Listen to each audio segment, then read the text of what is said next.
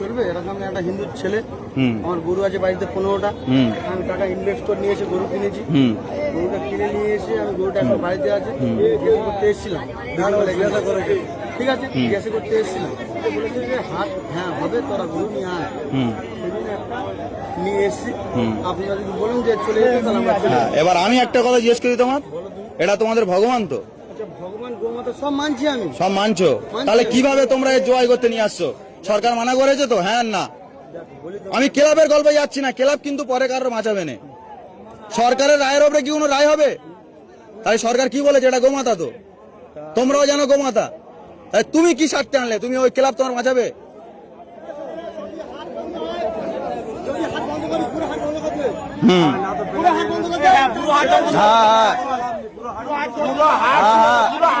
সব সব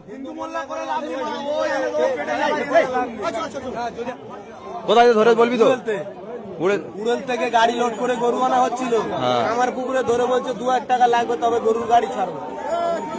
ওই সব বন্ধ, টোটাল টোটাল এখানে কোনো বিক্রি চলবে না, টোটাল বন্ধ। কি আর ঘরেতে বেচুক আর নাহলে থানার সামনে দাঁড় করে ওখানে বেচুক, ওখানে হাত করুক। থানায় যা বলে যে আমাদের 3টে হিন্দু ছেলেরা গরু বিক্রি করতেছি, মুসলিমরা আমাদের আটকাচ্ছে, গরু বেচতে দিচ্ছে না। হ্যাঁ এটা বললে ব্যাস ব্যাস, ওই পারমিশন নিয়ে আসুক না। যাও যাও যাও, চলে যাও চলে যাও, ও চলে যাও চলে যাও, বেকার থাকো নি, যাও চলে যাও, বেকার তোমাদের মাথা তুমি নে চলে যাও, বেকার এখানে আনুনি। এটা কুরবানির হাট, এটা কুরবানির হাট, এখানে যে কিনবে সে কাটার জন্য কিনবে, তাই তোমাদের মাথা তুমি কাটার জন্য এখানে, এটা কাটার জায়গা, এখান থেকে কিনলি সে কাটবে, তাহলে তোমাদের মাথা যে গেলে তোমরা ঘরে নিয়ে গিয়ে পুজো করো, বেকার এই মাঠে আনুনি। মাঠে আনলি আরো আমাদের এখানে আমাদের যে মোল্লা ভাই কিনবে সে ওটা কুরবানির জন্য কিনবে, এটা আমাদের বছরের একটা উৎসব, তাই তোমরা এটা যেহেতু তোমাদের মাথা যে গেলে তাহলে তোমরা কেন হাটে বেচতে এনেছো? এটা তোমরা বেচে চলে যাবে, আধ ঘন্টা পরে পুলিশ এসে আমাদের ধরবে যে কিনবে, তাই তার টাকা ফিরি না, আমরা খাবো না কেউ, তাও অসুবিধা নেই, কিন্তু তোমরা তোমাদের মাল নিয়ে চলো, তোমরা হাটে থাকুনি। গরুকে নিয়ে ঘটনাটা না, এটা অপপ্রচার হচ্ছে।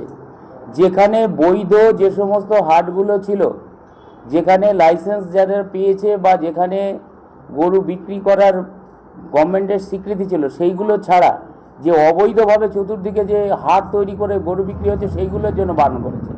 এখানে তো বৈধ আর অবৈধের জায়গা থেকে রয়েছে, এখানে তো প্যানিক হওয়ার কোনো ব্যাপার নেই।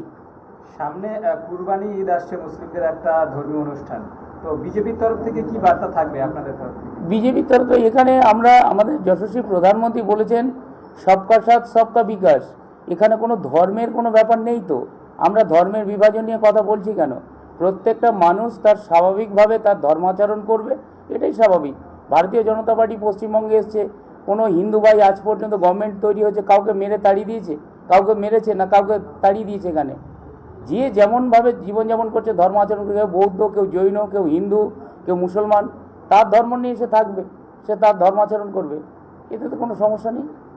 কি যে কাকা যদি ঘরে দিয়ে আসতে পারো তাহলে নেব, তা আবার তার ভাই কিংবা ছেলে বলছে যে না তোমার গরু নিয়ে, টাকা দিয়ে গরু নিয়ে জেল খাটবো, কোথায় সরকারি পিলখানা আছে সেখানে কাটতে হবে, আমার ওইখানে নেই, কাকা নেব না।